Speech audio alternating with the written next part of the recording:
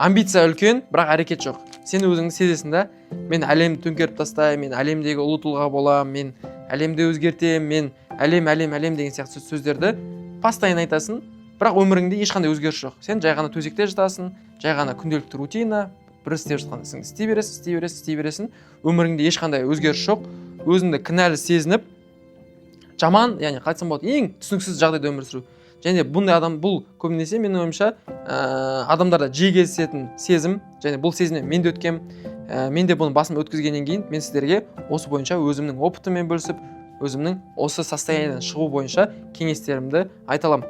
Жалпы бұл состояние негізі адамды жетістікке жетуден шектейді, және де бұл сезім адамды бақытты болудан тосып қалады да, яғни сен күтіп жүресің бір күні, мен бақытты боламын, бір күні өмірім өзгереді деген сияқты. Бірақ та ол зат ешқашан болмайды. Және де бұл сезімнен бізде шығу үшін 5 түрлі әрекет жасауымыз керек. Осы 5 әрекет біздің бұл сезімнен 100% алып шығады. Менің есімім Еркебұлан Болатов, Абройвоч компаниясының иесімін. Жалпы өзім YouTube каналымда жас жігіттермен, жас қыздармен, өзімнің кәсіптегі опытыммен, кәсіптегі қателіктермен, кәсіптегі біліммен бөлісемін. Сол үшін каналымызға тіркеліп қойыңыздар және видеоның соңына дейін көріңіз.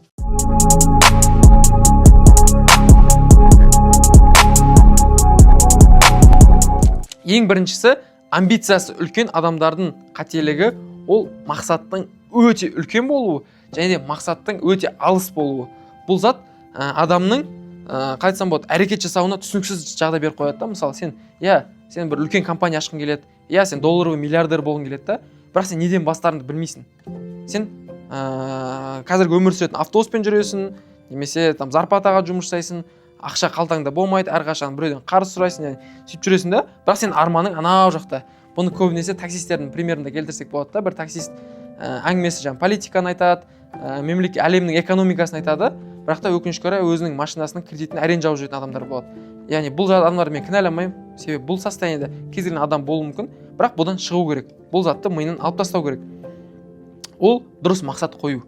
Яғни сіз қазір қай жердесіз, точка аңыз қай жерде, және де сіздің примерно алдағы хотя бы жарты жылға мақсатыңыз болу керек та. Үлкен емес, кішкентай мақсат қойыңыз. Мысалы, сіздің зарплатаңыз қазір 150 мың теңге ма, тауып жүрген ақшаңыз, сіз хотя бы мақсат 300 мың теңгеге жеткізіңіз да осыны. Сіз анау Илон Масктарды, Дональд Трамптарды жібере салыңыз. Сіздің мақсатыңыз қазір хотя бы 150 мың теңгеден 300 мың теңгеге жету керек.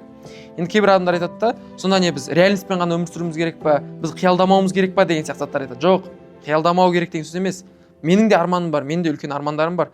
Бірақ та сен оны уақытша жібере тұрасың. Өйткені саған түсініксіз оған қалай жету стратегиясы сенің миыңда жоқ. Сен не істейсің? Сен аласың да, оны уақытша жібересің.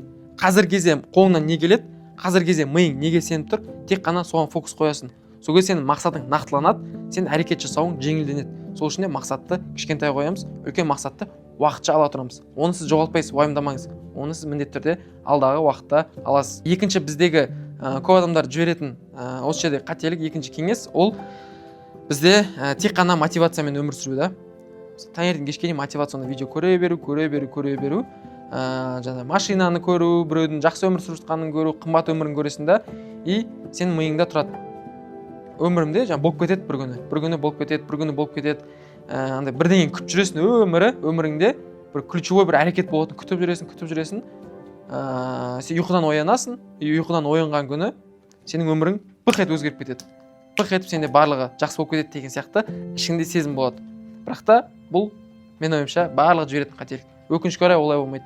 Сен әрекет жасамасаң, өмірің өзгермейді. Сен тек қана секрет деген фильмді көр, визуализировать ет, арманда, өзіңнің қалаған машинаңа отырып көр. Бірақ та бұл зат сені жеткізбейді тек қана. Саған нақты әрекеттер керек та, нақты жүретін қадамдар керек. Ал просто армандай беретін болсаң, ол өте оңай. Оны кез келген адам армандай алады. Кез келген адам визуализировать ете алады. Ол ключевой әрекет емес. Ол жай ғана саған мотивация беріп, әрекет жасауға көмектесетін зат. Бірақ та тек қана сонымен өмір сүрсең, өкінішке орай өзіңнің нәтижеңе қол жеткізбейсің. Үшінші зат бізде көп адамдар жіберетін қателік, ол өткенге өкіну, болашақпен өмір сүру. Бұл да барлығы жіберетін қателік. Мысалы, өткенге өкіну деген қалай? Амбициясы бар адамдарда мынандай сезім бар да, барлығында, мен сияқты адамдарда.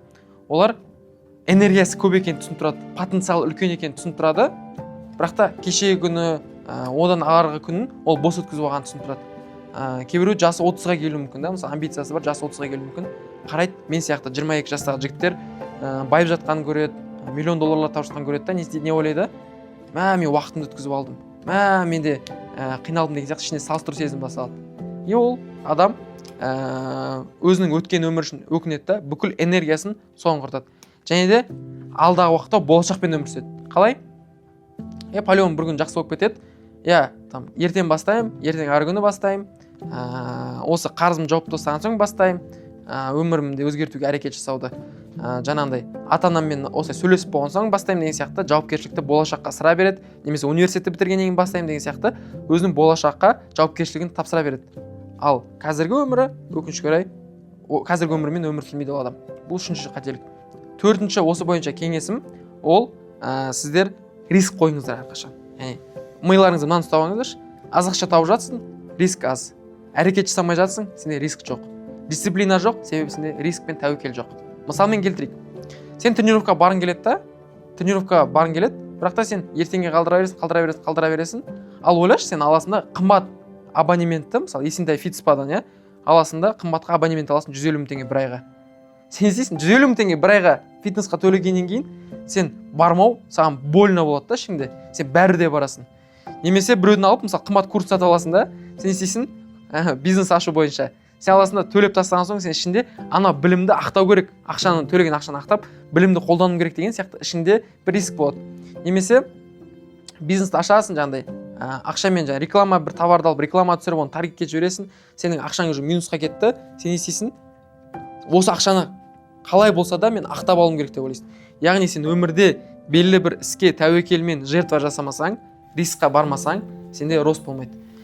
Сол үшін де міндетті түрде әрекет жасамай жатсаңыздар, онда сізде қазіргі таңда риск жоқ, тәуекел жоқ. Соның кесірінен сіз әрекетке бармай жатсыз, зона комфортадасыз. Сол үшін де алыңызда қазір қалтаңызда не бар, или өміріңізде не бар риск жасайды. Алыңызда риск жасайсаңыз. Тіпті ең оңай рисктің түрі ол барлығы жасай алатын, ол просто Инстаграмға айтып, өзіңіздің мақсатыңызбен бөлісу. Кейбір адамдар айтады, мақсатпен бөлісу ол орындалмайды, адамдар орындалмайтынды тастайды деп. Жоқ, ондай емес. Сен мысалы декларация қабылдасаң, мен күнде таңертең ерте тұрамын. Немесе мен осынша ақша табамын, мен өзіме осындай машина аламын деген сияқты уақытмен шектеп айтсаң, адамдар, ой, бұл екі сөйлейтін тормыз екен, бұл сөзіне тұрмайтын адам екен деген сөз естігіңіз келмес үшін сіз не істейсіз? Әрекет жасап бастайсыз. Яғни осындай бәрібір де осындай бір риск керек, сізді дискомфортқа түсіретін. Сол үшін осы риск жасайсыз. Бесіншісі, көп адамдар жасамайтын, өкінішке орай фокус бөлмейтін нәрсе ол твердый білімнің болмауы, яғни нақты инструментпен білім болмау. Бағана айтқандай, тек мотивационный білімдер бар да, фильмдер көріп алған, кітаптар оқып алған, армандау керек, визуализировать ету керек деген сияқты заттарға фокус қойып алған, секрет деген фильмді көріп алған.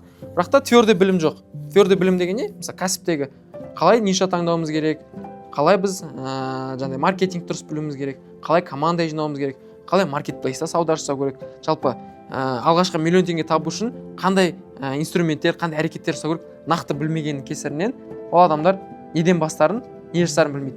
Мысалы, сізде бір істі бастардың алдында бір бизнес идеяға нақты детально біліміңіз болып тұрса, миыңызда не жасау керек, қалай өзгерту керек, қалай істеу керек, сізде әрекетпен мүлде проблема болмайды. Сол үшін де нақты твердый білімді алуға күшіңізді жұмсаңыз. Енді твердый білімді кімнен алу керек, қайдан алу керек деген сұрақ келеді да. Бұл ешқандай да реклама емес, ешқандай да өзімді мақтау емес, бірақ та әрқашан твердый білімді өзінің артында кәсіпте шынымен нәтижесі бар адамнан алу керек та. Мысалы, қазір нарықта неше түрлі адамдар болуы мүмкін да, ол әдемі сөйлеуі мүмкін, әдемі маркетинг істеуі мүмкін, бірақ өзінің артында бизнесі, өзінің артында үлкен опыты жоқ та, бір белгілі бір салада. Жай ғана дұрыс айтқанда поверхностный ғана білімі бар да. Ал твердый білімі бар, нағыз опыты бар адам, ол әрқашан сізге дұрыс кеңес бере алады. Әрқашан сіздің минустарыңызды айта алады. Әрқашан сізге дұрыс жол көрсете алады да. Және де ол адам жай ғана ақылмен бөлісіп қана қоймай, одан мысалы өзің сенің қалайтын точка Б-сын, яғни сен қалайтын машина, сен қалайтын үй, сен қалайтын өмірді сүретін адам болса, онда сенің әрекет жасауың жеңіл болады. Және ол атқан адамның әрбір сөзі саған әсер етеді. Мысалы, мен өзім қараймын да, қаншама мен адамдарға ютубта бөлісіп жатырмын, біліммен айтып жатырмын, и қаншама жігіттер жазады маған дайректте. Еркебұлан мырза, сіздің арқаңызда әрекет жасадым, сіздің арқаңызда продажалар кетіп жатыр, сіздің арқаңызда қазір команда құрып алдым деген сияқты адамдар өзінің отзывтарымен бөліседі менімен. И мен қараймын да, неге олар әрекет жасады? Былай қарап тұрсаң, ол білім менде ғана емес, ол білім. Ол білім ютубта да бар, басқа жерлерде болуы мүмкін. Бірақ та бұл жерде жаңа сен қалайтын адамның авторитеті сенің әрекет жасауыңа әсер етеді. Сол үшін де әрқашан білім алатын болсаңыздар, твердый білімі бар, әрқашан артында өзінің ісі бар, жай ғана сөз емес, және де саған әрекет жасауыңа әсер ете алатын мықты адамнан сіздер білім алсаңыздар, сіздер жаңылыспайсыздар.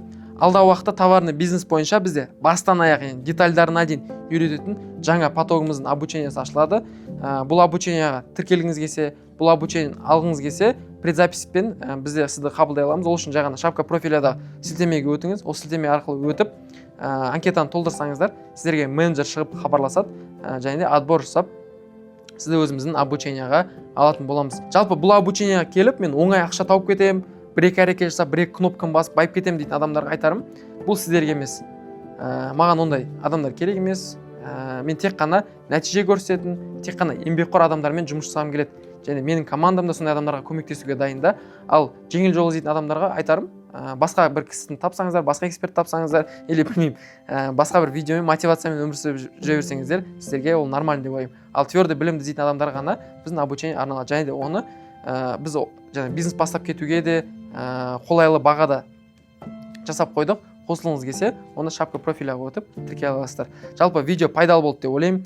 Амбицияңыз болса, ол жаман емес, ол жақсы, керісінше сізге ол топливо. Просто осы инструментті біз дұрыс қолдана алуымыз керек. Каналымызға тіркеліп кетіңіз, және де комментарийға өз ойыңызды жазып кетіңіз. Осы видеоны өзіңіздің амбициясы бар досыңызға жіберіп қойыңыз. Келесі видеода кездескенше.